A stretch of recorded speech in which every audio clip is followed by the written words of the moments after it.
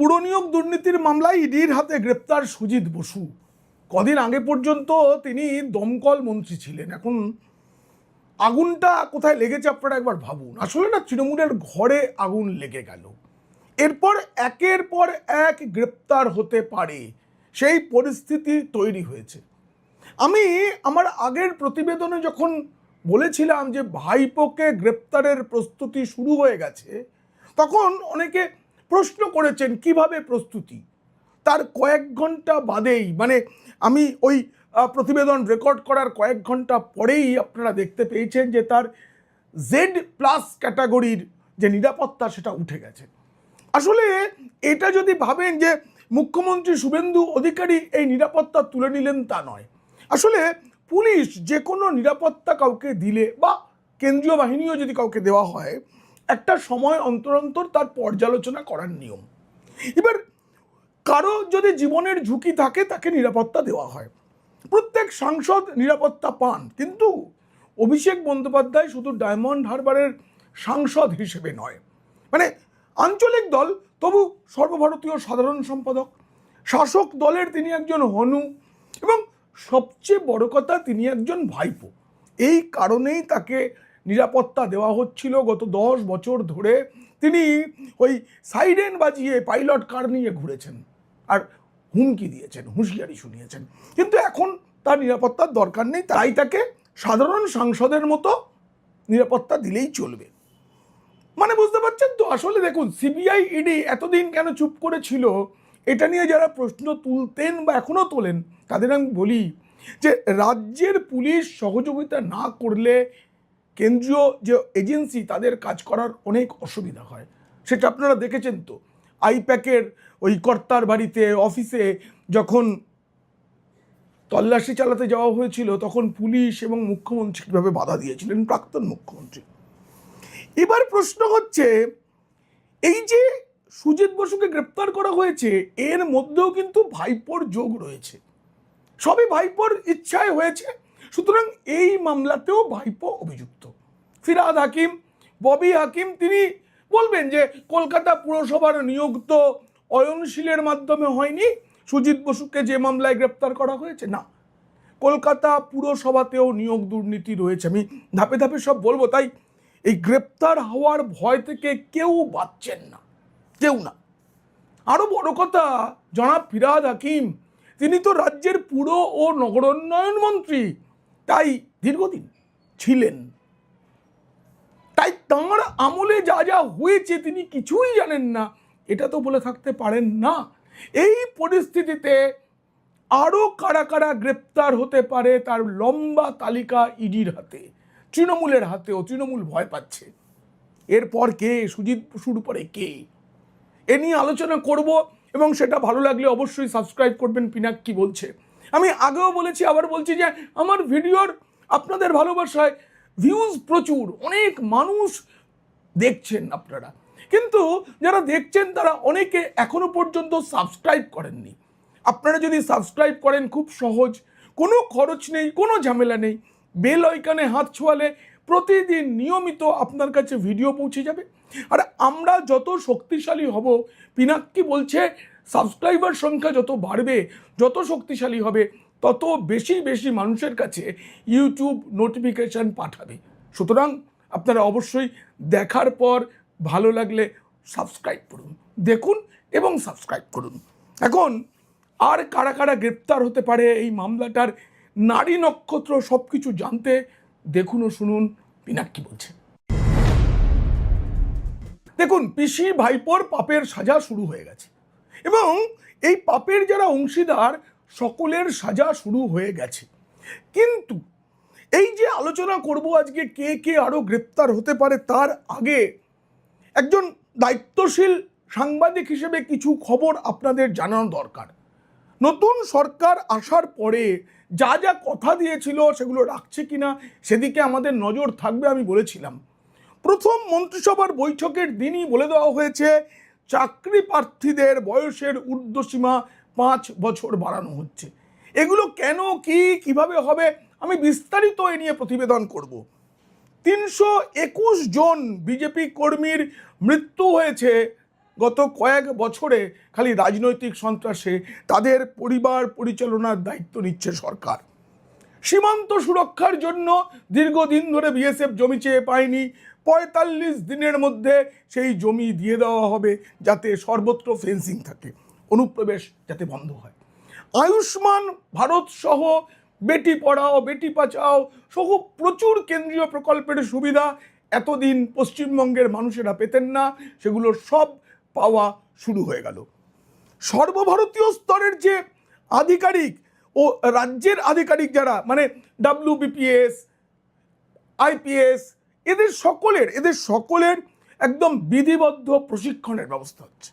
ভারতীয় ন্যায় সংহিতা, যেটা আমাদের নতুন BNS যে কার্যকর হয়েছে, সেটা গোটা দেশে লাগু হলেও পশ্চিমবঙ্গে হয়নি, সেটা লাগু হয়ে গেছে।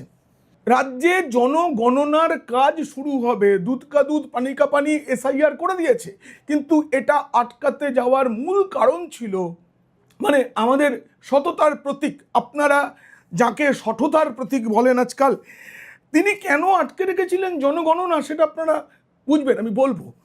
সেই জনগণনার কাজ রাজ্যে শুরু হচ্ছে। প্রাতিষ্ঠানিক দুর্নীতি, বেতন কমিশন, বকেয়া ডিএ, এই সব কিছু নিয়ে আগামী সোমবার যে মন্ত্রিসভার দ্বিতীয় বৈঠক, সেখানে আলোচনা হবে। জুন মাসের প্রথম সপ্তাহ থেকে বাংলার মহিলারা যারা লক্ষ্মীর ভাণ্ডার পেতেন, তারা অন্নপূর্ণা ভাণ্ডারে দ্বিগুণ টাকা পাবেন। এরপরে নতুনরাও আবেদন করবেন, সেটা বাড়বে। আর জুন মাসের প্রথম দিন থেকেই এই রাজ্যে মহিলাদের সম্মানের জন্য যে কোনো সরকারি বাসে বিনামূল্যে সফরের সুযোগ। এইগুলো বলে দিলাম কেন, এটা একটা সিদ্ধান্ত, এটা আমার জানিয়ে দেওয়া সকলকে কর্তব্য। তাই আমি প্রথমে এটা জানিয়ে এবার আমি গ্রেপ্তার প্রসঙ্গে যাই। সুজিতের পরেই কি রথীন ঘোষ? এইসব এলাকার মধ্যে মধ্যমগ্রামে তিনি জিতেছেন বিধায়ক হয়ে, বারবার তাকে পুর নিয়োগ মামলায় ইডি ডেকেছে, কিন্তু তিনি যাননি। বিধায়ক হয়েছেন, খুব তাড়াতাড়ি বিধানসভা বসলেই তাকে শপথ নিতে হবে, তারপরেই কি গ্রেপ্তার? এই প্রশ্নটা না তৃণমূলের ভেতরে। তবে বিধায়ক হিসেবে যদি তিনি গ্রেপ্তার হন, তখন স্পিকারের অনুমতি লাগবে, এখনও স্পিকার হবেন, তিনি শপথ নেবেন, অনেক বিষয় আছে। তবু তৃণমূল ভাবছে যে এখন গ্রেপ্তার হলে অনেক সমস্যা, তাই তাকে একটু আগলে রাখার চেষ্টা হচ্ছে, পারা যাবে কিনা জানি না। এবার আপনাদের বলি, পুর নিয়োগ দুর্নীতি আসলে কতটা। পুর নিয়োগ দুর্নীতির যদি সবটা হিসাব করা হয়, তাহলে 100 কোটি টাকার বেশি। এই অয়নশীল, তার মাধ্যমেই তো পুর নিয়োগ দুর্নীতির সবকটা জানা গেল। তাকে প্রথমে যখন স্কুল নিয়োগ দুর্নীতি, মানে যে প্রাথমিক এবং SSCর যে 26,000 চাকরি গেল, সেই সব মামলায় তার অফিসে প্রথম তল্লাশি চালানো হয়। এই তল্লাশি এবং তাকে গ্রেপ্তারও করা হয়। এই সময় প্রচুর উত্তরপত্র বা ওয়েমার্কশিট উদ্ধার হয়। তার মধ্যে দেখা যায় যে পুরসভা নিয়োগেরও ওয়েমার্কশিট তার বাড়িতে রয়েছে, যেটা থাকার তো কথা নয়। তখনই হদিশ পাওয়া যায় যে এখানে একটা পুর নিয়োগ কেলেঙ্কারি আছে এবং তার ওয়েমার্কশিট এখানে কেন আছে। তদন্ত শুরু হয়, CBI এর পাশাপাশি ইডিও তদন্ত শুরু করে। গত বছর যখন এই মামলার চার্জশিট দেওয়া হয়েছিল, তখনই জানা গিয়েছিল যে CBI তদন্ত করে কি পেয়েছে, কিভাবে লেনদেন হতো টাকা, কিভাবে চাকরি পাওয়া যেত, সব উল্লেখ করা ছিল। তাতে দাবি করা হয়েছিল অয়নের 2 জন এজেন্টের মাধ্যমে চাকরিটা হতো, প্রত্যেকের কাছ থেকে গড়ে 50,000 টাকা করে নেওয়া হতো একটা চাকরির জন্য। পরে জানা যায় এটুকু নয়, আরো অনেক বেশি। মোট 20টা পুরসভায় নিয়োগের দায়িত্ব দেওয়া হয়েছিল এই অয়নশীলকে। তার 2 এজেন্ট, শ্রমিক চৌধুরী, আরেকজন হচ্ছে দেবেশ চক্রবর্তী ওরফে কানুদা। এই নামেই তিনি চাকরি বিক্রির যে বাজার, সেই বাজারে পরিচিত ছিলেন।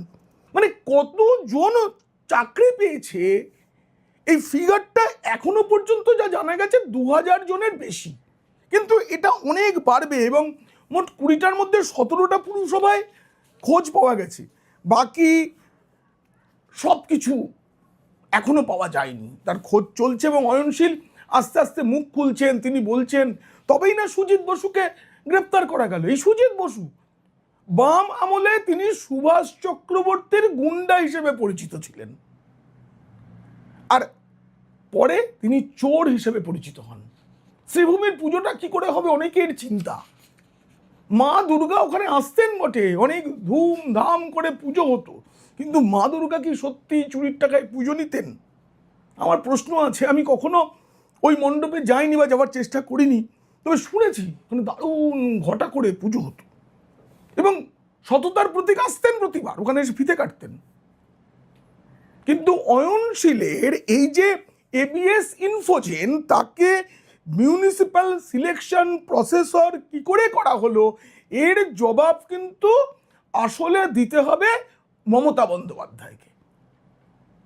তার ভাইপো কি কি সুবিধা নেওয়ার জন্য, তার প্রিয় ভাই পুর ও নগরোন্নয়ন মন্ত্রী তথা কলকাতার মেয়র ফিরহাদ হাকিম, তারা কি কি সুবিধা নেওয়ার জন্য এবিএস ইনফোজেনকে মিউনিসিপ্যাল সিলেকশন প্রসেসর নিয়োগ করলো।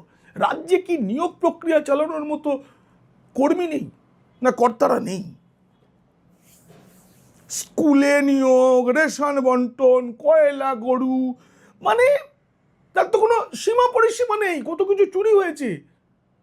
নতুন যে সরকার স্থাপিত হয়েছে তাকে উন্নয়নের কাজের পাশাপাশি দুর্নীতি এবং কত ফাইল,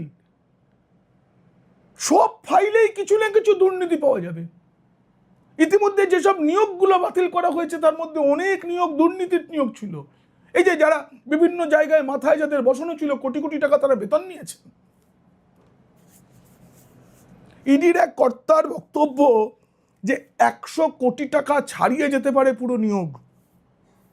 কোথাও মজুর নেওয়া হয়েছে, মজুর, রাস্তা পরিষ্কার করার কাজ, এইসব কাজ যারা করেন তাদের কাছেও কিন্তু টাকার অঙ্কটা ওই ছিল 50,000। কোথাও করণিক বা কেনানি, কোথাও কম্পিউটার অপারেটর, এইসব পদ এবং পদ ও বেতন অনুযায়ী এই টাকাটা কোনো কোনো পুরসভার ক্ষেত্রে 4 থেকে 10 লাখ টাকা পর্যন্ত ছিল।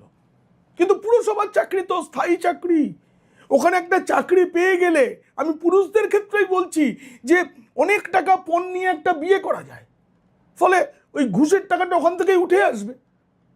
আমাদের রাজ্যে পণ প্রথা তো যায়নি। এই যে এত লক্ষ লক্ষ টাকা দিয়ে যারা স্কুলের চাকরি কিনেছিলেন, তারা সেই টাকাটা তুলে নিয়েছিলেন শ্বশুর মশাইয়ের থেকে। আসলে না, দুর্নীতি আর পাপ একেবারে পাশাপাশি থাকে, একটার সাথে আরেকটা সম্পৃক্ত হয়ে থাকে। আর এই যে 4 লাখ থেকে 10 লাখ টাকায় বিভিন্ন পদ অনুযায়ী যে চাকরি বিক্রি হয়েছে, সেটাকে যদি গড়ে 5 লাখ টাকা ধরে নেওয়া হয় মাথা পিছু, তাহলেই তো 100 কোটি হয়ে যাচ্ছে। সব পাকা সরকারি চাকরি, ফলে এই চাকরির পর পেনশন আছে, ডিএ বৃদ্ধি আছে, পে কমিশন আছে, ফলে এই চাকরি তো মূল্যবান চাকরি না। শুধু তাই নয়, মানে এই 100 কোটি টাকার যে সূত্র যেখান থেকে এসেছে, সেগুলো সব ইডির কাছে এসে গেছে, কারণ অয়নশীল সব বলে দিয়েছেন, সব বলেছেন কোথা থেকে। বিশেষ করে উত্তর 24 পরগনার কামারহাটি, বরানগর, উত্তর দমদম, দক্ষিণ দমদম, কাচিরাপাড়া, এইরকম 14টা পুরসভায় সবচেয়ে বেশি এই দুর্নীতি হয়েছে, নিয়োগ দুর্নীতি হয়েছে। ইডি সূত্রে যেটা জানা গেছে, 70টা পুরসভায়, মোট 70টা পুরসভায় বিভিন্ন পদে এইভাবে নিয়োগ হয়েছে। এতে রাজনৈতিক নেতাদের ছেলে মেয়েরা, তারাও চাকরি পেয়েছেন, শালা, বৌমা, বৌমার ভাই, এমনকি প্রেমিকাও। রাজনৈতিক নেতাদের বান্ধবীরাও চাকরি পেয়েছেন। বেশ কয়েকজন প্রভাবশালীর এসব সবকিছু পাওয়া গেছে। আর এতেই তো তৃণমূলের ভয়, সকলেই ভয় পাচ্ছেন, আমার নামটা নেই তো তালিকায়। এখন তো রাজ্য পুলিশ বাঁচাতে পারবে না। শুভেন্দু অধিকারী মুখ্যমন্ত্রী হিসেবে দায়িত্বের সঙ্গে বলেছেন যে আমাদের 3 বারের মুখ্যমন্ত্রী, তিনি যাই করে থাকুন তার নিরাপত্তায় যেন কোনো বিঘ্ন না ঘটে, এটা খেয়াল রাখতে হবে। তার বাড়ির সামনে গিয়ে অনেক কিছু করছেন, এবার এগুলোকে নিয়ন্ত্রণ করা দরকার। সকলেরই শাস্তি পেতে হবে সকলকে, কিন্তু সেটা যেন আইন কেউ নিজের হাতে না তুলে নেয়, সেটা দায়িত্ব জ্ঞান সম্পূর্ণ একজন মুখ্যমন্ত্রী এ বিষয়ে সতর্ক করেছেন, পুলিশ প্রশাসনকে পদক্ষেপ করতে বলেছেন। কিন্তু তারা তদন্ত থেকে তো কেউ বাঁচবেন না। আমি কতগুলো পুরসভার নাম বলছি যেখানকার বর্তমান প্রাক্তন চেয়ারম্যানরা সতর্ক থাকুন, এই সব পুরসভার অনেক আধিকারিক সতর্ক থাকুন, এবং যারা চাকরি কিনেছিলেন তাদের নামের তালিকা তৈরি হয়ে গেছে, লম্বা তালিকা। উত্তর দমদম, দক্ষিণ দমদম, কামারহাটি, বরানগর, মধ্যমগ্রাম, ব্যারাকপুর, পানিহাটি, রানাঘাট, টাকি, কারো নাম বলছি না, নামের তালিকা আমার কাছে আছে, আমি বলছি না।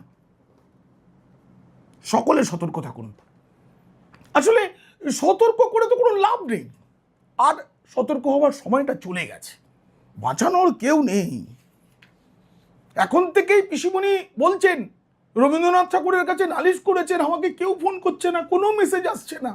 তারপরে বলছেন ওই ছবিতে দোষ দেওয়ার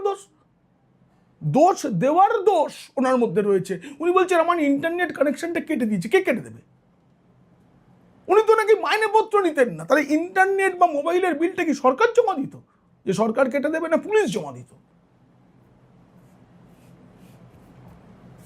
উত্তর 24 পরগনার 6টি পুরসভায় সবচেয়ে বেশি দুর্নীতি হয়েছে। জ্যোতিপ্রিয় মল্লিক, আপনি বাঁচবেন না। আর সবচেয়ে বড় কথা, ভাইপোর জেড ক্যাটাগরি উঠে গেছে। এখন তিনি গত 10 বছর ধরে যে সুবিধা ভোগ করেছেন শাসক দলের হনু হিসেবে, এটা তো হয় না, এটা তো নিয়মে নেই। ফলে তিনি তো রাস্তা কেমন করে পার হতে হয় সেটা ভুলে গেছেন, গাড়ি করে বের হন। এবং আপনাদের বলি, উনি গাড়ি করে একটা জায়গায় যাবেন, তার আগে তার গাড়িটা বিভিন্ন জায়গায় ঘোরাঘুরি করে, শুধুমাত্র কায়দা দেখানোর জন্য। কিন্তু এখন তো রাস্তা পার হতে গেলেও পাশে পুলিশ থাকবে না, হেঁটে হেঁটে পার হতে হবে। সুতরাং